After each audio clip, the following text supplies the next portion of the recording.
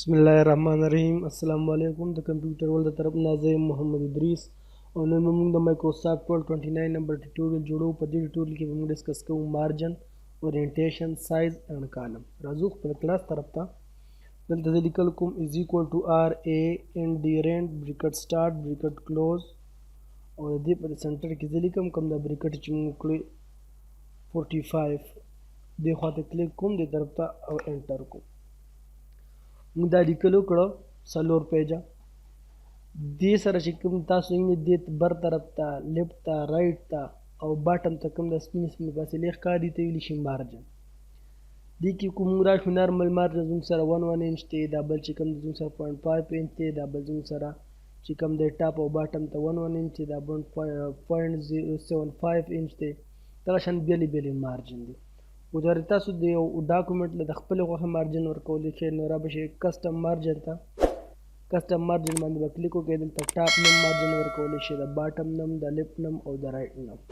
که فار ایگزامپل زه د ټاپ نه 2 انچ مارجن غواړم، د باټم نه 1 انچ او د رایټ نم 2 انچ مارجن غواړم.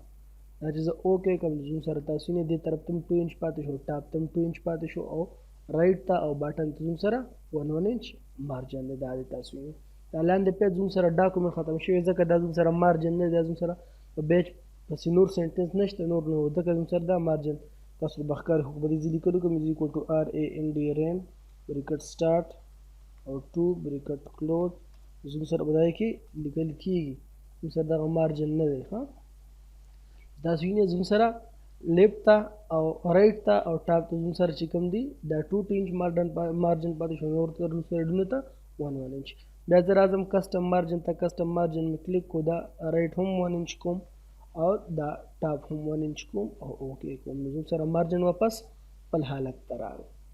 بیا زه راځم مارجن ته. کسټم مارجن مې کلیک کو. کسټم مارجن چې ما کلیک کو، زه راځم ګوټر ته. ګوټر به تاسو د نهم او د لسم د امتحانات په دې شیټونو کې چې لیکئ کوم انسر شیټ وي، په هغې کې د سایډ ته داسې تاسو وینئ په دې شیټ باندې دا ډاټونه داسې ډاټونه پکې راشي. په دې ډاټونه نه راځي، خو د هغې عمره زګې مونږ ته پرېږدي چې لکه په دې به لیکل نه کوي. داسې اوکې به کړو. نو زموږ سره نه دې طرف ته عمره زګې پاتې شو، دې ته ویلی شي ګوټر. راځو دې ته کسټم مارجن ته ګوټر د دې نه ختموو، دا 0 کوو او اوکې کوو. دا مونږ څه کوو، ګوټر ترې سره ختم شو. بیا پسې راځي اورینټیشن. اورینټیشن زه کلیک کوم، کو دا د لینډسکیپ تړم، نو تاسو یې دا پیج زموږ سره هاریزنټل شو. تاسو یې او کو اورینټیشن زه پورټریټ ته واړم، دا پیج زموږ سره ورټیکل شو. دا زموږ سره دوه اورینټیشن دي. سایز نظر اعظم زموږ سره په پرنټر کې کوم قسم پیج پروت دی، A4 دی، لیګل دی، A3 دی. زیات زموږ سره لیګل او A4 یوز کیږي. فار ایگزامپل ما A4 پیج کلیک کوم، نو زموږ سره A4 پیج ته واوړل.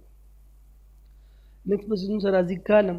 کالم ته زه دلته رالم، په دې اولني فسټ پیج کې مې په دې لیکلو سلیکشن واغستو او دا زه کالم ته کنورټ کوم. دلته رالم کالم 2 کالم ته جوړوم، نو زموږ سره 2 کالم جوړې شوي. 3 کالم ته جوړوم، 3 کالم. کالم لیفټ، نو زموږ سره د لیفټ طرف ته کالم جوړ شو او د رایټ طرف ته زموږ سره لیکل شو. بیا زه رالم رایټ کالم، نو زموږ سره د رایټ طرف ته کالم جوړ شو، د نور طرف ته لیکل خپل ځای کې پاتې شو. بیا زه رالم 1 کالم مې کلیک کو، زه راځم واپس مور کالم ته. دا زه په 100 کالمو کې تقسیموم، دلته به نمبر آف کالم ورکوم چې 100 کالمو کې زه دا تقسیموم. اوکې به کوم هغومره کالمو کې به دا زموږ سره جوړ شي. واپس 1 کالم ته راوړم، واپس خپل حالت ته راغی. د کمپیوټر ورلډ د طرف نه زموږ سره د مایکروسافټ ورلډ 29 نمبر ټیوټوریال. په نیکسټ ټیوټوریال کې به انشاءالله موږ ډسکس کوو بریک، لاین نمبر، هایپینیشن او انډنټ او سپیسینګ به ډسکس کوو.